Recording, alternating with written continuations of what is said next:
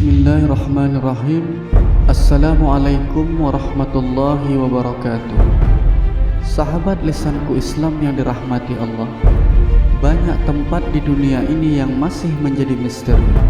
Beberapa di antaranya bahkan dijelaskan di dalam Al-Quran dan hadis Rasulullah serta kitab-kitab Islam.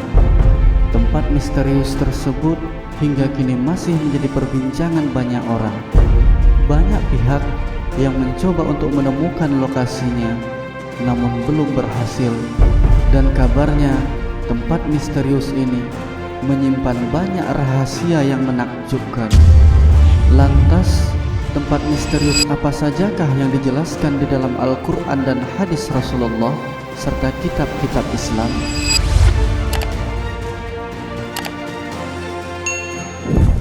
Telaga Ainul Hayat. Menurut beberapa ulama tafsir, dikatakan Telaga Ainul Hayat merupakan air kehidupan yang bisa memperpanjang usia manusia, sehingga siapapun yang meminum air dari Telaga Ainul Hayat maka ia akan hidup abadi selamanya hingga hari kiamat, atau jika ia memohon kepada Allah untuk diwafatkan. Beberapa hikayat menyebutkan ketika Allah Subhanahu wa Ta'ala menciptakan dunia, Dia menurunkan beberapa tetesan air dari surga ke dunia, dan salah satu tetesannya kemudian berubah menjadi Ainul Hayat atau mata air keabadian. Nabi Khidir alaihissalam dan Raja Zulkarnain sempat mencari tempat tersebut selama 12 tahun, dan dikisahkan tempat itu gelap, namun tidak seperti malam hari, melainkan gelap karena dipenuhi kabut asap.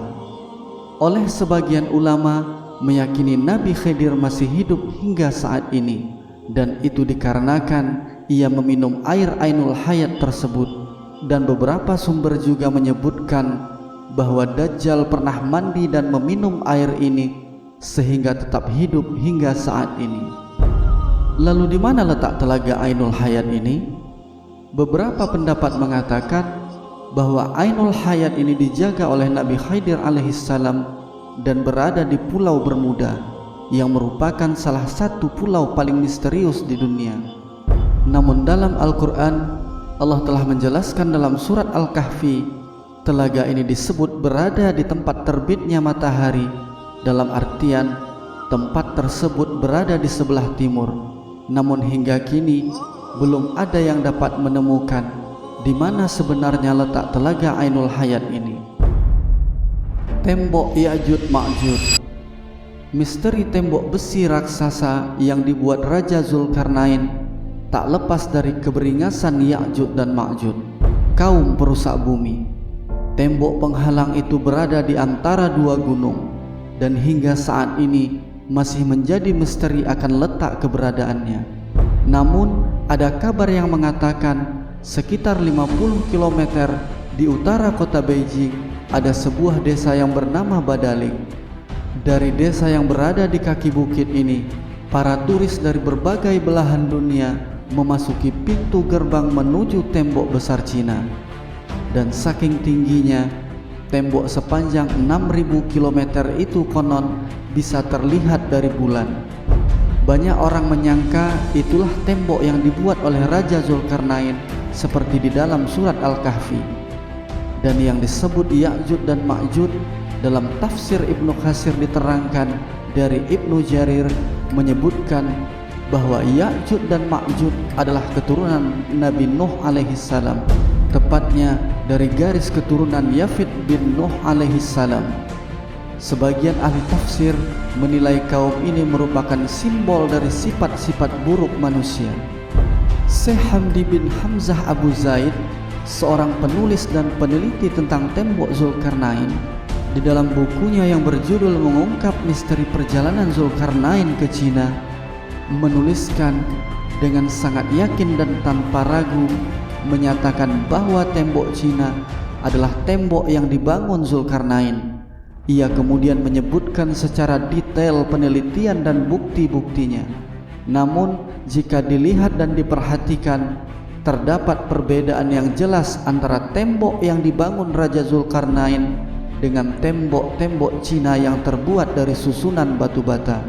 Sementara tembok yang dibangun Raja Zulkarnain terbuat dari potongan-potongan besi dan tembaga, sebagaimana di dalam surat Al-Kahfi ayat 96. Perlu diketahui oleh sahabat lisanku Islam semua bahwa faktanya tembok Cina ini dibangun secara bertahap selama ratusan tahun dari berbagai dinasti ke dinasti yang memerintah Cina.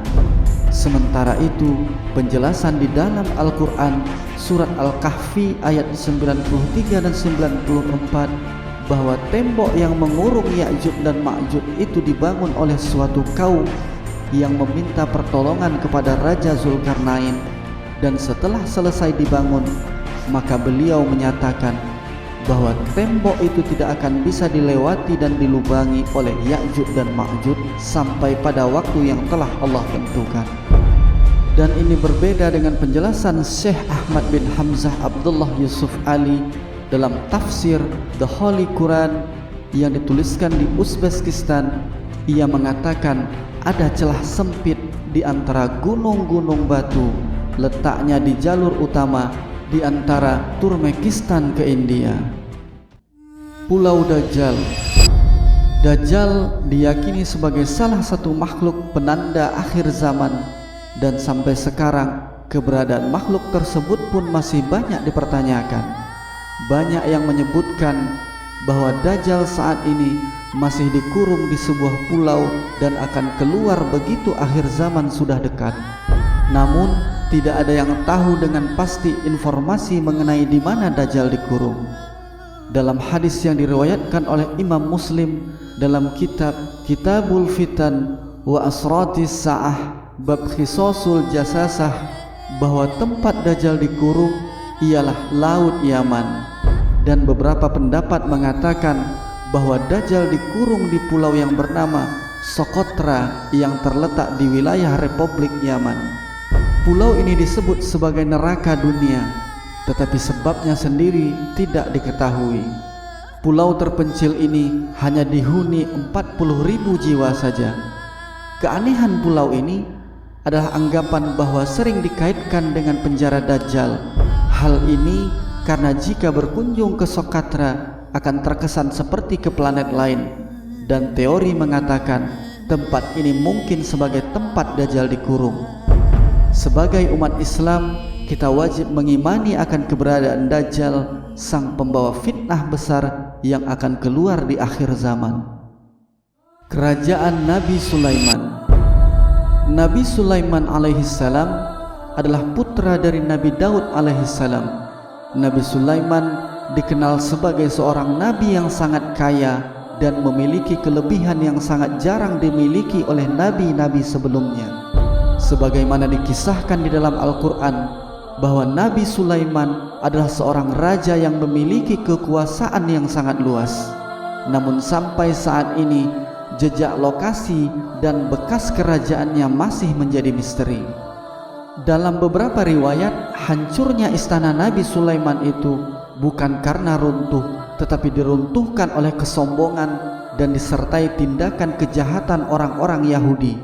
Hal ini dijelaskan di dalam Al-Quran surat Al-Isra ayat 4 dan 7. Dalam literatur Yahudi, istana Nabi Sulaiman disebut dengan nama Kuil Sulaiman, dan bagian yang merupakan satu-satunya yang tersisa dari istana Nabi Sulaiman hanyalah tembok sebelah barat yang kemudian dibersihkan oleh kaum Yahudi sebagai tembok ratapan. Ada cerita menarik mengenai keberadaan istana Nabi Sulaiman. Konon salah satu kekerasan sikap Yahudi untuk merebut Palestina dan menghancurkan Al-Aqsa disebabkan oleh keberadaan istana Nabi Sulaiman tersebut. Menurut orang Yahudi, istana Nabi Sulaiman merupakan simbol kekuasaan sehingga sangat berguna dalam situasi dunia internasional saat ini. Mereka percaya bahwa pondasi tempat suci Nabi Sulaiman ada di Masjid Al-Aqsa. Sumur Barhut. Lembah Barhut adalah sebuah lembah di Provinsi Hadramaut yang dapat ditempuh 2 jam dari kota Tarim di Provinsi Hadramaut menuju Provinsi Mahroh di Yaman Selatan. Di kawasan tersebut terdapat sebuah sumur dengan luas sekitar 100 meter persegi dan kedalaman yang sangat gelap sekitar 250 meter. Konon sumur Barhut tidak digali oleh manusia, melainkan oleh jin. Bahkan sumur Barhut dianggap sebagai sumur air terburuk di dunia. Air mancur Barhut sendiri merupakan legenda yang terus diperdebatkan. Keberadaan sumur Barhut ini dijelaskan oleh Nabi Muhammad SAW di dalam hadisnya. Air terbaik di muka bumi ini adalah air Zam-Zam karena memiliki kandungan yang dapat mengenyangkan dan menyembuhkan penyakit. Dan air yang paling buruk di bumi ini adalah air sumur Barhut di Hadramaut, seperti sekumpulan belalang yang menyiramkan air di pagi hari kemudian mengering di sore hari hingga tidak tersisa bulu basah di antaranya. Menurut cerita rakyat setempat mengatakan bahwa gua ini menjadi penjara bagi para jin dan tempat orang-orang yang melakukan ritual sihir. Konon sumur ini disebut bisa menyedot apapun yang berada di sekitarnya. Orang-orang mengatakan bahwa tempat ini sebagai awal munculnya kehancuran dunia. Gunung Kaf. Sampai saat ini Gunung Kaf adalah teka-teki yang belum pernah dipecahkan oleh siapapun. Bahkan para ulama pun tidak memberikan penjelasan yang lebih tentang Gunung Kaf ini. Gunung Kaf yang diciptakan Allah dari zamrud yang hijau adalah gunung yang mengelilingi segenap penjuru pada urat bumi agar bumi tidak bergerak, bergoncang, dan ia dijaga oleh satu malaikat yang besar, kekar dan kuat. Sewaktu Sayyidina Abdullah bin Salam bertanya kepada Nabi Muhammad SAW, dengan apa bumi ini bisa tenang? Rasulullah menjawab, dengan beberapa gunung. Lalu Sayyidina Abdullah bin Salam bertanya kembali, dengan apa gunung-gunung itu dikokohkan? Rasulullah menjawab, dengan Gunung Kaf yang dibuat dari zamrud hijau dan birunya langit. Setelah itu ditanya kembali, berapa jarak tingginya dari bumi ke langit dunia? Rasulullah menjawab, 500 tahun perjalanan. Gunung Kaf merupakan daerah yang sangat luas.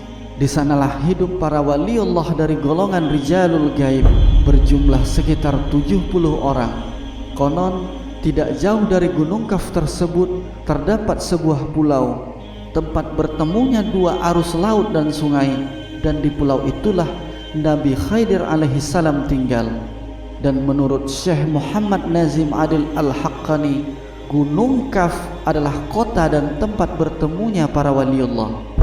Sampai saat ini dunia barat belum bisa menemukannya dengan teknologi yang mereka miliki, karena hijab gunung ini tertutup dari mata orang-orang kafir. Dan tentunya tempat-tempat misterius ini hanya Allah Subhanahu wa Ta'ala lah yang mengetahuinya. Semoga hal ini menambah keimanan kita dan semoga video ini bermanfaat. Assalamualaikum warahmatullahi wabarakatuh.